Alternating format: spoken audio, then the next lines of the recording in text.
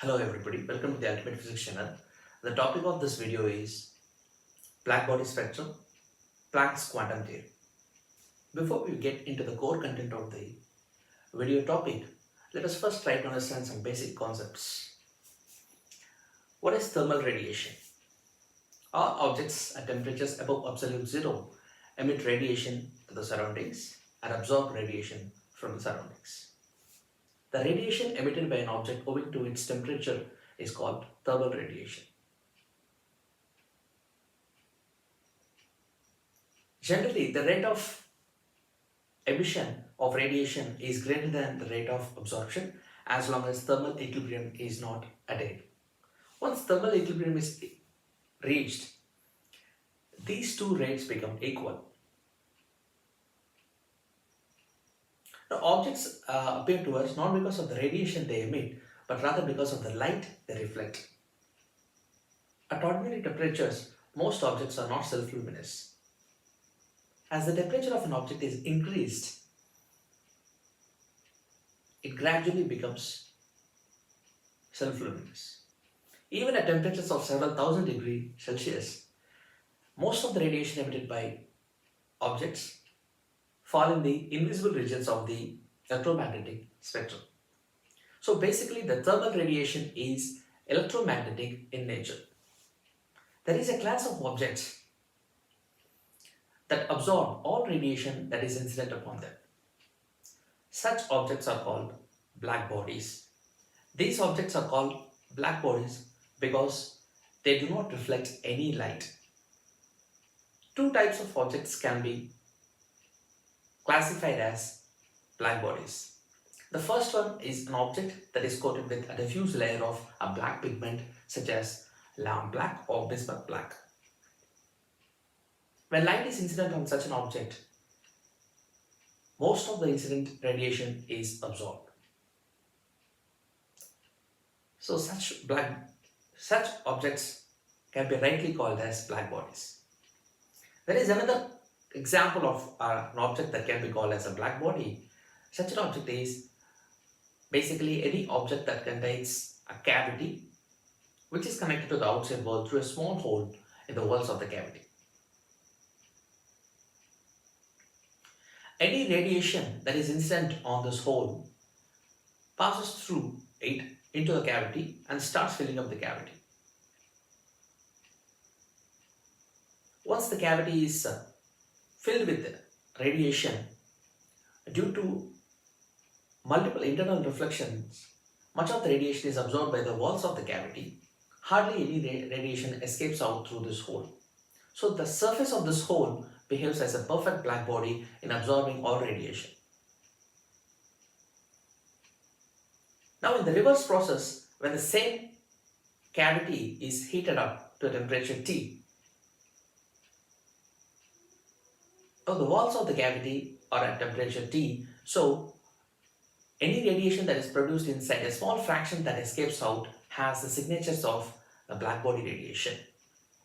So such a cavity behaves like a true blackbody, and most of the blackbodies that are constructed in laboratories for studying the blackbody spectrum, they are constructed along these lines.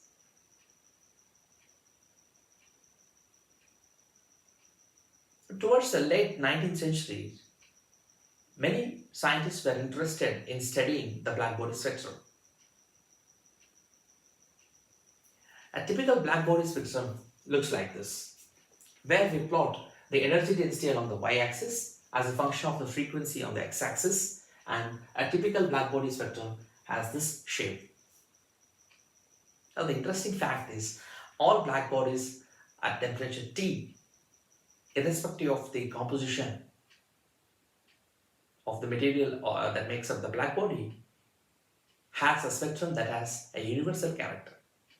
Now by the end of the 19th century, several interesting facts about the blackbody spectrum were known.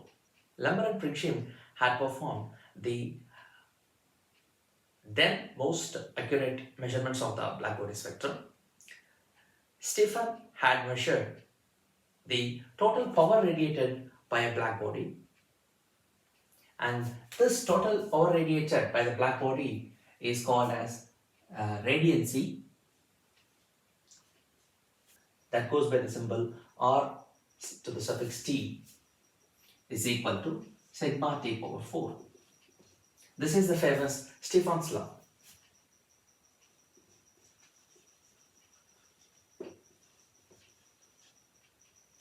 If the blackbody spectrum is recorded at various temperatures, you would get curves of this kind.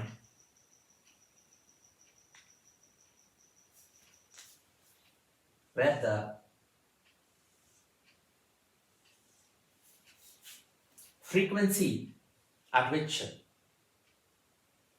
the energy density is maximum shifts towards larger frequencies, or when the same blackbody spectrum is plotted in terms of wavelength here on the x-axis rather than the frequency, like this, where the wavelength is plotted on the x-axis and the energy density as a function of wavelength is plotted on the y-axis, and you will see that the wavelength at which the energy density is maximum, that slowly shifts towards the lower wavelength side of the spectrum as the temperature is increased, where T1 is less than T2 is less than T3. So T3 is the maximum temperature here.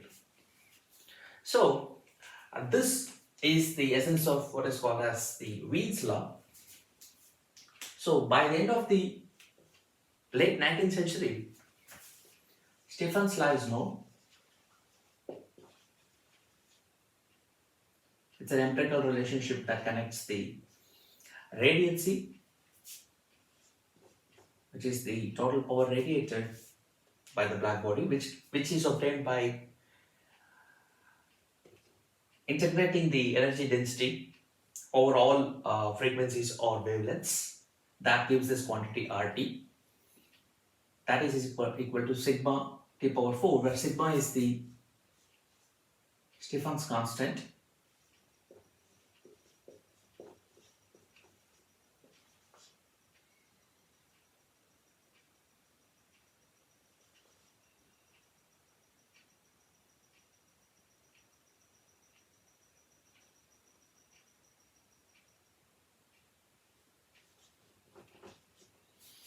Watts per meter squared per Kelvin power 4. That is a unit for sigma, Stefan's constant, and the relation that tells us about the shift in the wavelengths towards the lower wavelength side as the temperature is varied for the blackbody, that is the Wiens displacement law.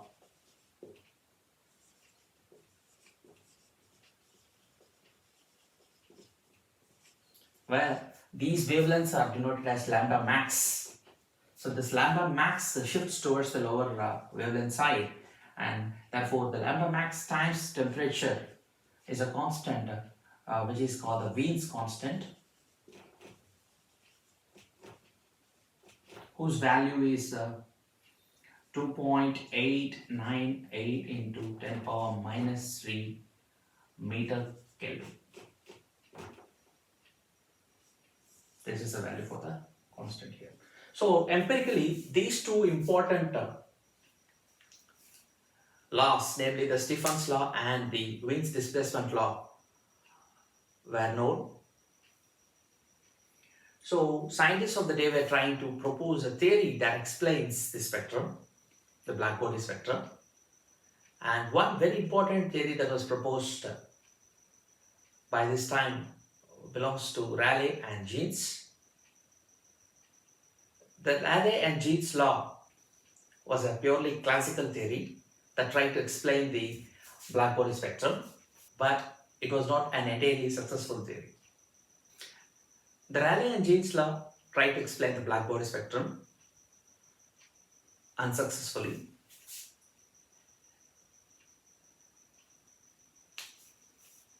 The Rayleigh and Jeans law is a relationship between the energy density of the blackbody at a temperature T over a small range of frequencies d nu, that is given by 8 pi nu squared CQ KT du, where the energy density rho suffix T as a function of frequency nu, how it varies with frequency. C is the speed of light or the speed of the electromagnetic radiation. K is Boltzmann's constant. T is the temperature at which the spectrum of the black body is recorded.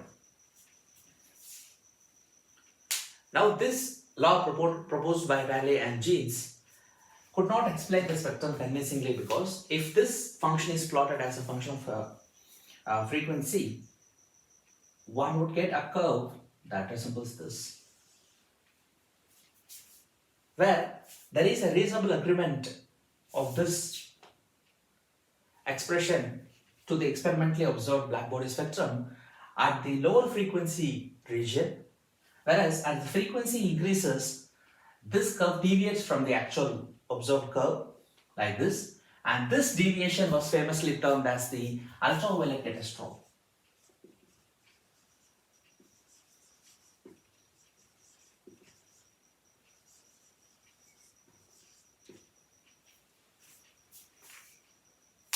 Because in the electromagnetic spectrum, higher frequencies, that is typically beyond the frequency of the violet radiation of the electromagnetic spectrum, this kind of a deviation occurs between the experiment and the theory proposed by Rayleigh and Jeans, and therefore this was famously called as the ultraviolet catastrophe, and it was thought as an embarrassment to the physicists of the day to have hit upon something like this while trying to explain the blackbody spectrum, and therefore it was a challenge for many physicists of the day to try and explain the observed blackbody spectrum and propose a theory that decently explains sufficiently the observed spectrum of the blackbody.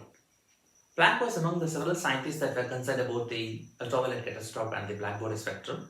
He worked on this problem and proposed his theory on the 14th December 1900 to the German Physical Society. His paper was titled On the Theory of the Energy Distribution Law of the Normal Spectrum. Planck's paper was not given due attention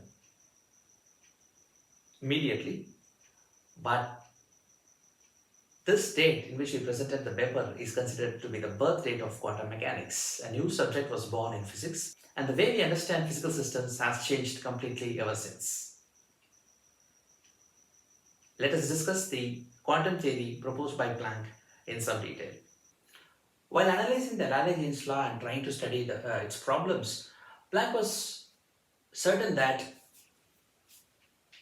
there could be issues with two terms that are present in Rayleigh-Jeans law, namely the first term and the second term here. The first term is 8 pi nu square c cube, which corresponds to the the number of waves, standing waves in the cavity.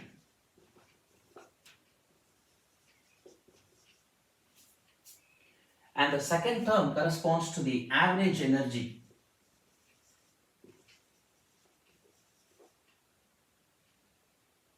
per wave, per standing wave in the cavity. Now, the problem, that is the deviation of Rayleigh-Jeans law with respect to the observed spectrum of the black body, could be either due to a problem in the first term or the second term. But the first term, if you go to the Rayleigh-Jeans law and see the derivation of this, you would understand that it's purely a geometrical derivation. Derivation of number of waves, that is the standing waves in the cavity, is based on geometrical considerations of the cavity and some fundamental classical electromagnetic theory. And therefore immediately it was clear to Planck that the source of the problem of the Rayleigh-Jeans law could not be with the first term, but rather with the second term. The second term that gives us average energy per standing wave, the average energy E bar is equal to kT. It arises from what is called as the famous law of equipartition of energy in classical thermodynamics. Max Planck wondered whether there could be any problem with this particular value. Because straight away, by looking at the blackbody spectrum, it is obvious that there is a frequency dependence of the energy density, and therefore it was clear to Planck that there must be a frequency dependence of the average energy as well. But the classical assumption that the average energy per entity, that is per standing wave within the cavity, is independent of the frequency was surprising to him. So he tried to look at this term more closely to weed out the error in this particular term. So if you carefully observe the blackbody spectrum,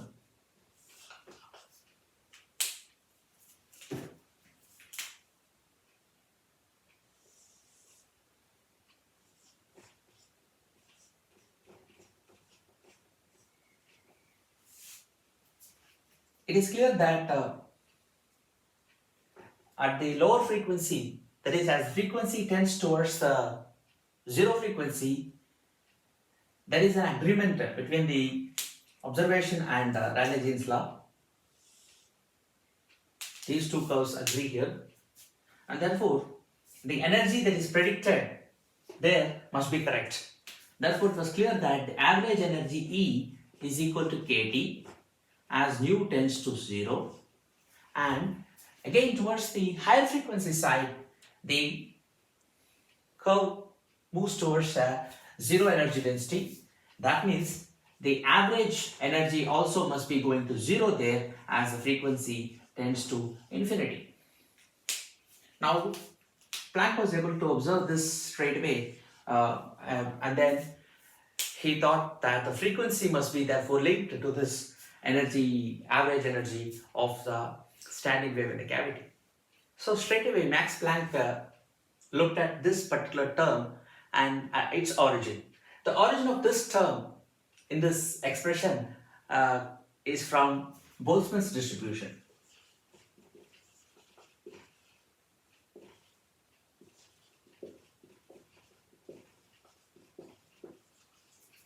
Which gives the probability that an entity will have an energy E in a system of entities is given by exponential minus kT, is e power minus e by e over kT over kT.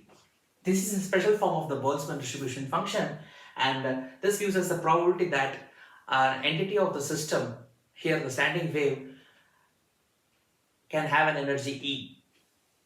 In fact, the exponential function that is present in Maxwell's distribution function that provides the distribution of the velocities or the energies of molecules in a system of gas has its origins in the exponential term in the Boltzmann distribution function. So it is possible to calculate the average energy using the Boltzmann distribution function as follows. Average energy must be equal to the energy weighted by the probability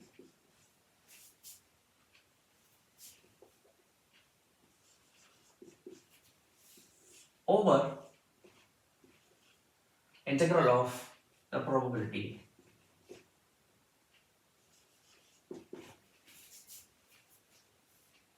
So the two terms there, the numerator and the denominator, together when we compute these two terms, we end up getting the average energy, which is equal to kT. It is obvious that the denominator in this case must be equal to 1. That is, a given entity in the system has an energy anywhere between 0 and infinity is 1. So the denominator goes to 1 straight away. So it is a numerator that is of our concern, and that should lead us to kT if you integrate this. So if you substitute for probability this function, the Boltzmann distribution function, our average energy expression is simply integral between 0 and infinity of E, that is capital E, the energy, multiplied by this, that is exponential power minus E over kT over kT. d. And this integration is a simple integration that would lead us to this kt. But what is of more interest to us is a graphical study of this particular term. Let us proceed to do that now. It is interesting to study this average energy derivation graphically. The probability function, if we plot the probability function here,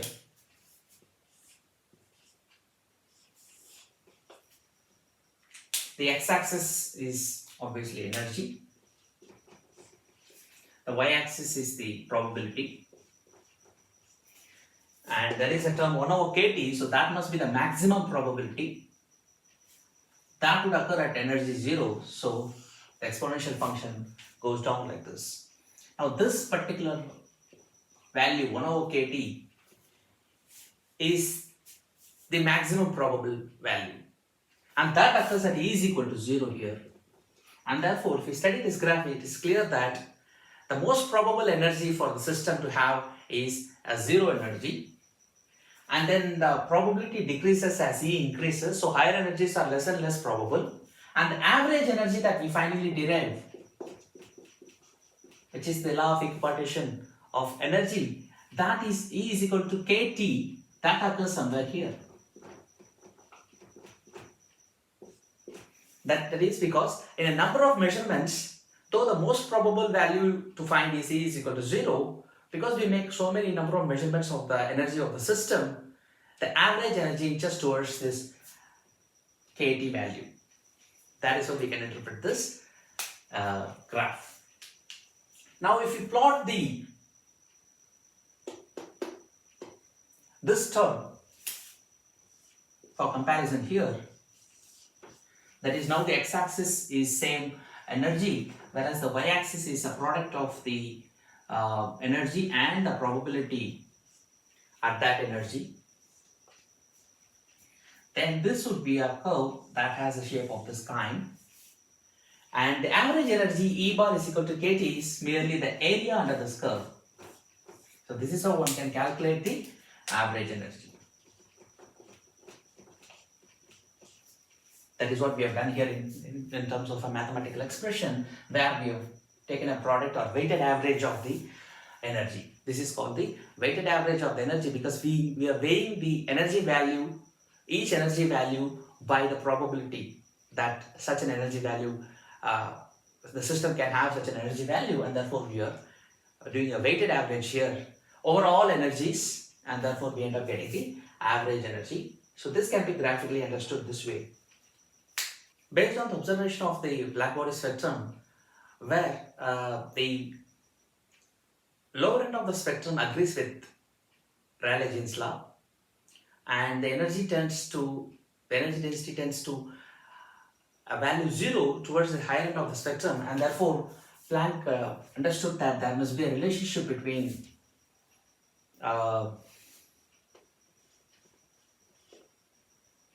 the average energy and the frequency. Planck's important contribution in this regard came from the fact that he realized that one could get the cutoff of the required energy, average energy, going to 0 at high frequencies if one considered the energy to be a discrete variable rather than a continuous variable, as it has to be classically. So, going against a classical thought that energy can take any value, Planck was able to somehow understand that if the energy is a function of frequency, and that too if the energy takes only discrete values, these two important ideas, that it has a frequency dependence, and then it can take only discrete values, and that too uniformly distributed discrete values, he was able to get the right expression, which we now call as the Planck's law of radiation, which was an exact fit to the observed blackbody spectrum. Because Planck understood that the energy could take discrete values only, now the energy can be 0, let's say del E, 2 times that Rayleigh, 3 times that Rayleigh, and so on and so forth. So one could see that not only energy takes discrete values, but the interval between two consecutive values is the same, and therefore there is a uniform distribution of energy values that the system takes. And therefore he understood that this integral in this expression, in this particular derivation, has to be converted to a summation to account for the discreteness of the energy values. So he proceeded on to do that calculation to obtain the final expression that leads us to Planck's law of radiation. He was also able to finally derive that this particular interval del E must be equal to h nu, because we got this average energy being proportional to frequency, and therefore this interval also must be proportional to frequency, and this would be exactly later on calculated as the Planck's constant that we now know to be equal to 6.63 to 10 power minus 34 joules second. Let us proceed to do now Planck's calculation of the average energy using a summation term rather than an integral term. In order to understand Planck's idea of quantization or discretization of energy, it is important to consider the average energy calculation graphically.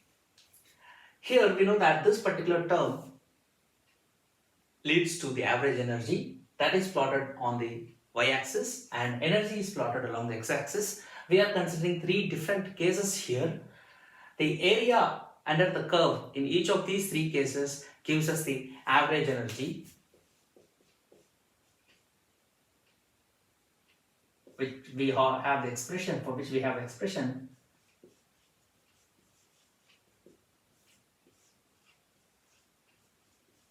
The denominator in this case is 1. So it is the numerator that is of interest, and this product term is plotted here on the y-axis here. We can see that first case for which the discretization, that is the interval which is uniform between two consecutive energy values, that interval is taken to be much smaller than the kT value, which is a classically derived value for the average energy per entity in the system.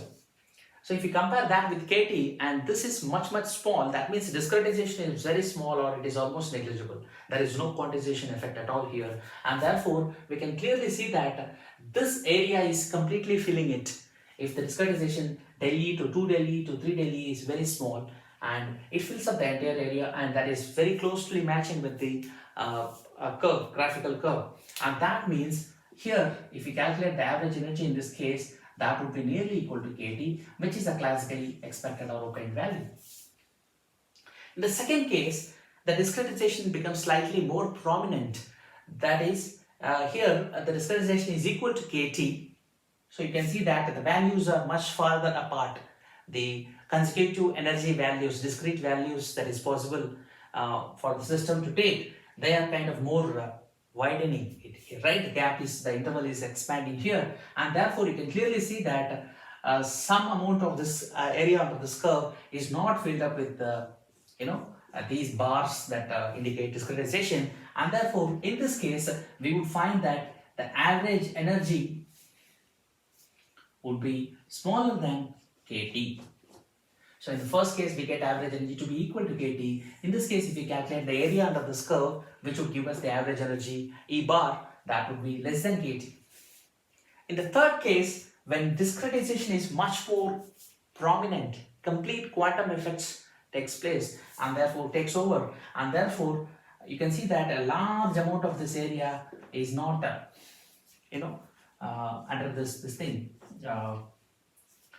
the effect, and therefore we can clearly see that this is not going to match with kT at all. It is kind of further apart from the kT value, and therefore this E bar will be much less than kT or nearly equal to 0, which is what we expect when discretization is much more prominent, right? And that is the graphical way to understand the concept of quantization or discretization as envisaged by Max Planck himself.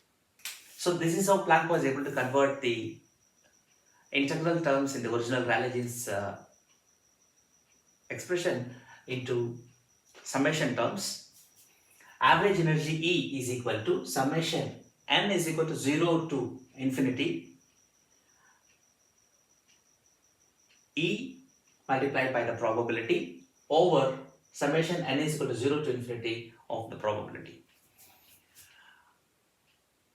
We know that here this term P of E is equal to exponential function minus E over kt or kt. And this E, as we have seen, is equal to nh nu, because this is the integral value of the integer that goes there to produce integral values of the energy, and therefore E is equal to 0 h nu, that is 1 h nu, 2 h nu. All such values are possible that n can take values 0, 1, 2, 3 and so on and so forth. And therefore here in this particular summation expression, we could substitute that n is equal to 0 to infinity. Probability has a kt term, so we have nh nu over kt e power minus e over kt. Okay, e is nh nu, so nh nu over kt. The whole thing in the denominator also we have n is equal to 0 to infinity.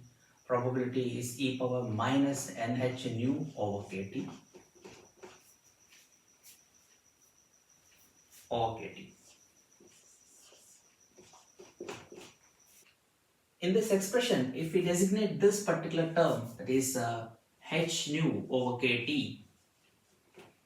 as alpha, a term alpha, which we define to be equal to h nu over kt, then we can write this expression for average energy as summation n is equal to 0 to infinity n alpha e power minus n alpha over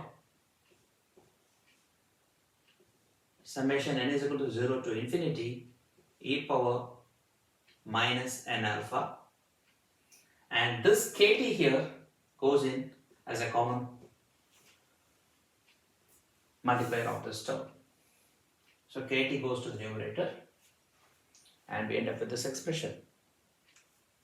We can continue here. Now this particular term kt times these two terms can be written as minus alpha d over d alpha, that is differential of with respect to alpha, logarithm of this summation terms n is equal to 0 to infinity e power minus n alpha.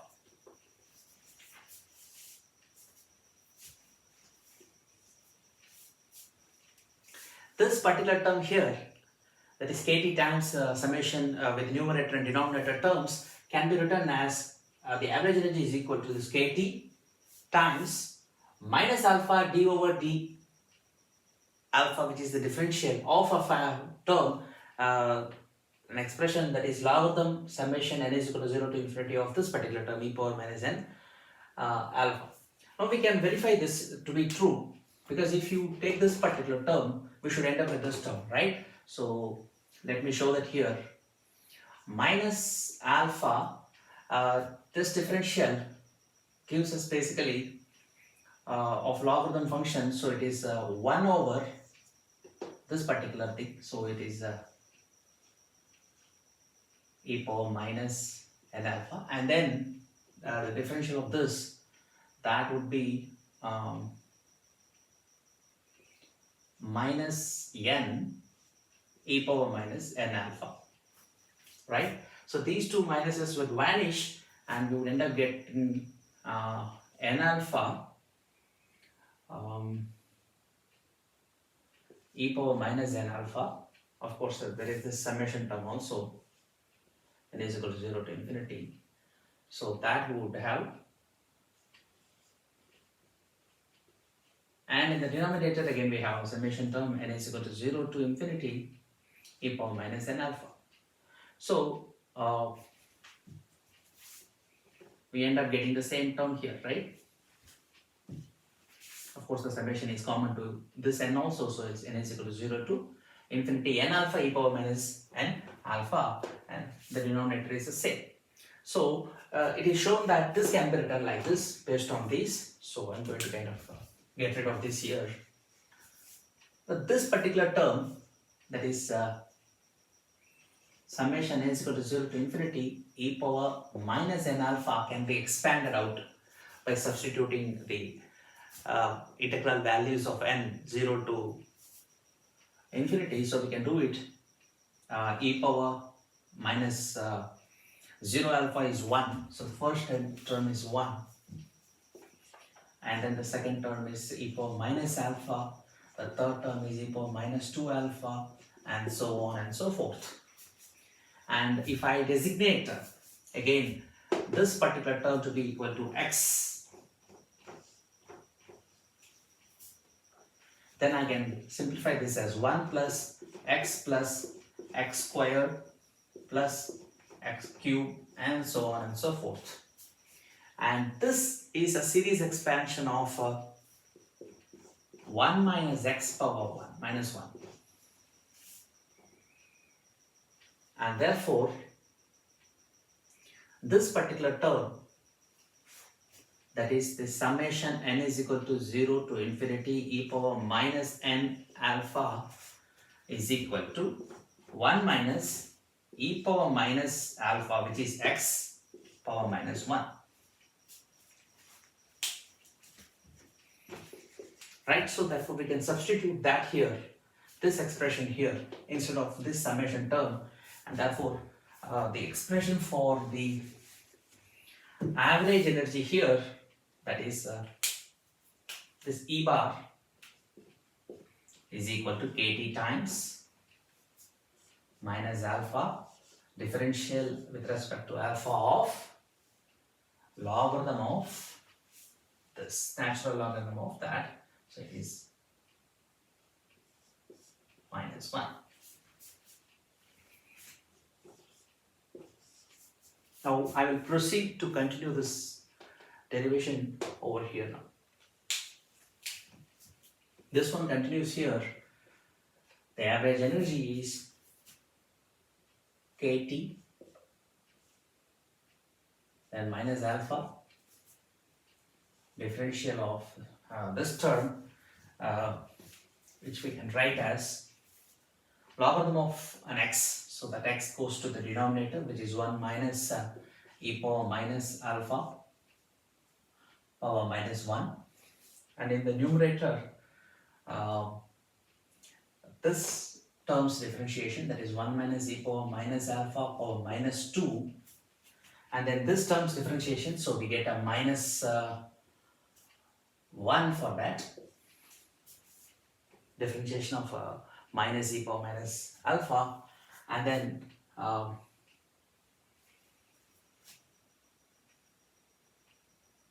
we get an e power minus alpha, which is the differentiation of this arrow. Right? So here this minus and this minus cancel out, and therefore this alpha is h nu by kt. So kt times h nu over kt. So I have again rewritten alpha in this way here alone, and then I can cancel the denominator with 1 minus 2 becomes minus 1 here. That cancels out, and then I can bring that to the denominator here. So let me clearly write it out down. That is, this average energy must be equal to kT times alpha, which is h nu over kt. And then in the denominator I will have this term now, which is 1 minus e power minus alpha, because this minus 1 becomes plus 1 in the denominator. And then we have and e power minus alpha in the numerator over here. Right.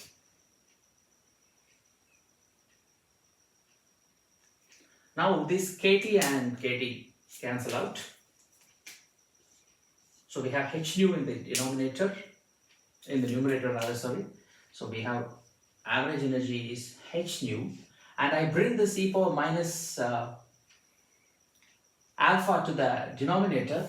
So I write e power alpha times 1 minus e power minus alpha, and that would be equal to h nu over this one. If I take it inside and multiply, I get e power alpha minus 1. These two become, when we multiply, 1. So there is a minus sign there. So now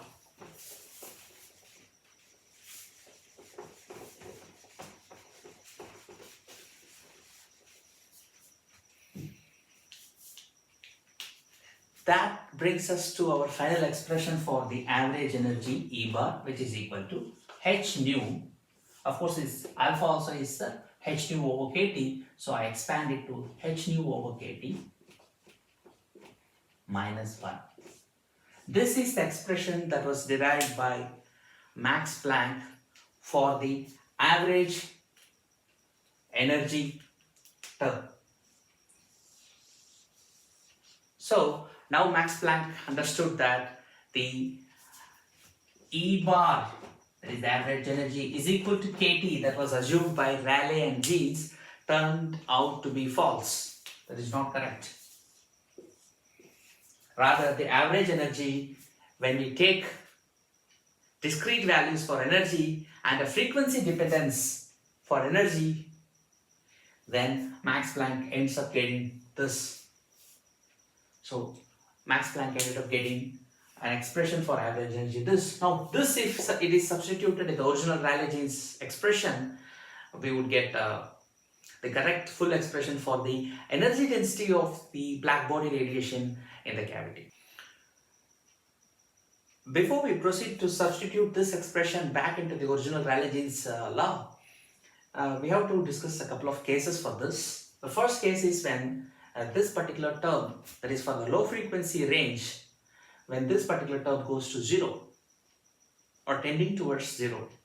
So taking this expression, I say when h nu over kt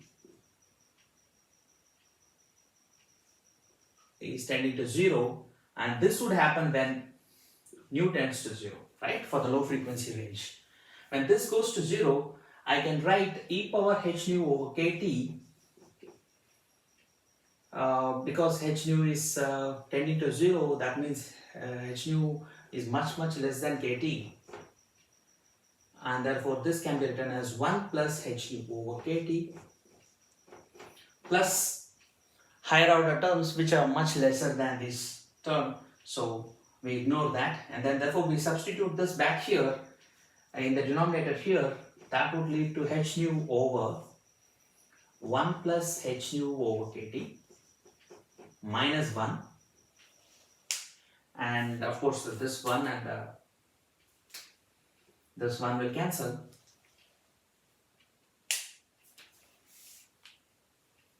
right? This one and this one will cancel, and we end up getting kt, because this h nu and this h nu will cancel out as well. And that means the average energy goes to kt for the low frequency range, and that is obvious from the agreement of the Rayleigh-Jeans expression with the experiment in the low frequency range. This is nu is equal to 0. So towards the low frequency range, this is in good agreement with the experimentally observed black body spectrum, the Rayleigh-Jeans curve that follows the Rayleigh-Jeans law. And therefore, this is in good agreement, and that we are able to derive. So it proves that the expression obtained by Max is correct, right? And in the high frequency domain for the same expression, that is when nu goes to infinity, that is towards the high frequency range here, the frequency tending to infinity, the denominator term, that is the exponential h nu over kt, is too big compared to this minus 1. So minus 1 is neglected or ignored there. And then this one swamps out the whole thing. That means the numerator is too small compared to the denominator here, and therefore a small number divided by an exponentially large number is leading to an average energy of 0. And that is in agreement with the experiment as well here, and therefore the Planck's law of radiation agrees not only in the low frequency domain, it also is in very good agreement with experimentally observed blackbody spectrum in the high frequency domain also, and that is why Planck's theory become successful. Now let us proceed to substitute this in the energy density expression to arrive at the final form of Planck's law of radiation. So Planck was able to substitute the average energy expression that he obtained in place of kT in the original Rayleigh-Jeans law, retaining this first term, which is the number of standing waves in the cavity. That is same, there is no change in that, so that is retained. And then instead of kT, he substituted this average energy value there to arrive at the final expression of energy density in a blackbody cavity as a function of frequency with this expression. So this is the final expression for the Planck's law of radiation, or Planck's quantum theory of radiation. Now it is very convenient to express this in terms of wavelength as well. So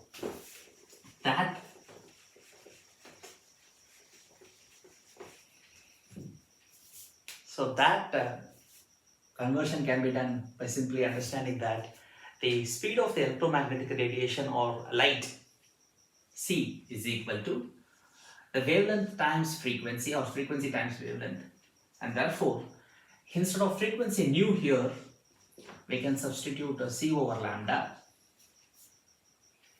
and then d nu therefore would be equal to minus c over lambda squared d lambda. D nu over d lambda is equal to minus c over lambda squared. And then, of course, if we convert this, you would have a minus sign for the energy density in terms of wavelength. This is a relationship that is connecting with the energy density in terms of frequency and energy density in terms of wavelength. Using these substitutions in this expression, we can arrive at the final expression for the wavelength. 8 pi. Instead of nu squared, I am going to substitute c over lambda squared. So I get a c squared over lambda squared. And then I have c cubed here originally in the original expression. And then hc over lambda. So I have another lambda in the denominator now. And then exponential hc over lambda kt minus 1. And then this d nu, I want to write it as d lambda here. Therefore, I will have a additional minus c over the lambda squared, so I write it as lambda cube here. Now in the denominator there is a c cube, and this c squared and this c would be cancelling out, and therefore my final expression, this minus sign would be taken care of by this minus sign. That is the difference between the expression in frequency and wavelength, and therefore the final expression in terms of wavelength would be 8 pi h c over lambda power 5 d lambda, because here we substituted this, so that must be a d lambda here, right? And then we have exponential hc over lambda kt minus 1. Right. So this is the final expression for Planck's law in terms of wavelength. It is very useful to express this in terms of wavelength as well. So these are the final expressions for Planck's law in terms of frequency and wavelength. And if we plot these two things, we would see the differences between these two curves, so to say. So let me first do it in terms of frequency. For a given temperature, this would go like this.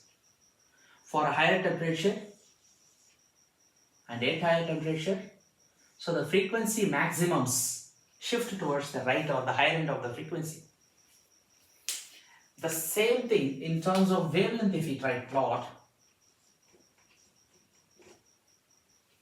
the curves would shift towards the lower wavelengths. Lambda max shifts towards the lower wavelength sides. And this one leads to what is called as the Wiens displacement law, which is generally expressed in terms of the wavelength rather than the frequency, as lambda max times t is equal to Wiens constant, right? So using Planck's law, it is possible to therefore derive both Stefan's law and Wiens displacement law, which are both very solid empirical observations and laws, empirical laws, which was able to be, which Planck's theory was able to explain. And therefore, Planck's theory must be the correct theory that represents the spectrum of the black body. So how to arrive at Stefan's law, for example, from this expression?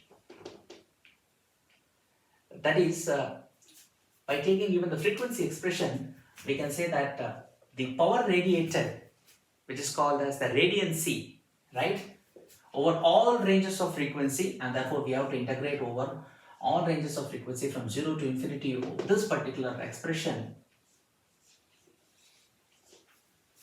And that would, if we do that, would lead to sigma t over 4, where sigma is 5.67 into 10 power minus 8 watt per meter square per Kelvin power 4. That is a unit for the Planck's, that is unit for the Stefan's constant. When Planck carried out this integration, he was able to derive this Stefan's constant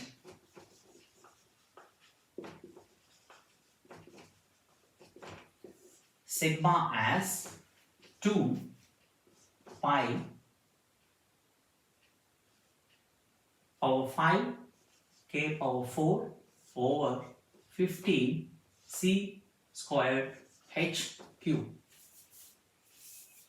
So the expression for Stefan's constant sigma contains both the Boltzmann constant as well as Planck's constant, of course, along with the speed of light, it is another constant. And therefore, it is possible to arrive at K as well as Planck's constant, that is Boltzmann constant and Planck's constant, if one performs this integration. And this value of Stefan's constant is already known, which is known obviously from the empirical observations or the experiments. And therefore, using this value, it is possible to calculate this ratio. Of course, in addition, also one can arrive at the Wiens displacement law by just taking this expression and finding its maximum, right? That is d rho over d lambda is equal to 0. If you do, by differentiating this expression and equating it to 0, one would find the maximum of it, and that would lead to lambda max times t is equal to Wiens constant, which is 2.898 into 10 power minus 3 meter Kelvin. And Planck was able to derive this value also based on his theory, and that proved that Planck's theory of quantum radiation is a very successful theory in explaining the blackbody spectrum. Using these two values and knowing the speed of light, it is possible to obtain accurate values of Boltzmann constant and Planck's constant. So that is a way to cross-check the veracity of the Planck's expression in his quantum theory of radiation, thereby proving the accuracy of his theory. That brings us to the conclusion of this video. Hope to catch up with you soon on another interesting video. Until then, it's bye from me. Thank you.